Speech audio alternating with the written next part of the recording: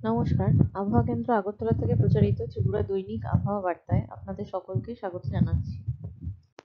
প্রথমেই দেখে নেব গত 24 ঘন্টার জেলাভিত্তিক বৃষ্টিপাত। গত 24 ঘন্টায় ত্রিপুরার খোয়াই জেলায় মাঝারি বৃষ্টিপাত, দক্ষিণ গোমতী, ধলাই, উত্তর পশ্চিম ও ঊনকোটি জেলায় হালকা বৃষ্টিপাত এবং সিপাহীজলা জেলায় অতি হালকা বৃষ্টিপাত হয়েছে। গত 24 ঘন্টায় ত্রিপুরায় বর্ষা দুর্বল ছিল এবং গড়ে 8.4 মিলিমিটার বৃষ্টিপাত হয়েছে। আগামী 24 ঘন্টার জেলাভিত্তিক সতর্কবার্তা। আগামী 24 ঘন্টায় দক্ষিণ ত্রিপুরা জেলার দুই একটি জায়গায় ভারী থেকে অতি ভারী বৃষ্টিপাতের জন্য কমলা সতর্কতা জারি করা হয়েছে। ত্রিপুরার বাকি সব জেলার দুই একটি জায়গায় ভারী বৃষ্টিপাতের জন্য হলুদ সতর্কতা জারি করা হয়েছে। ত্রিপুরার সমস্ত জেলার দুই একটি জায়গায় বজ্রবিদ্যুতের জন্য হলুদ সতর্কতা জারি করা হয়েছে। আগামী 24 ঘন্টার তাপমাত্রা সতর্কবার্তা।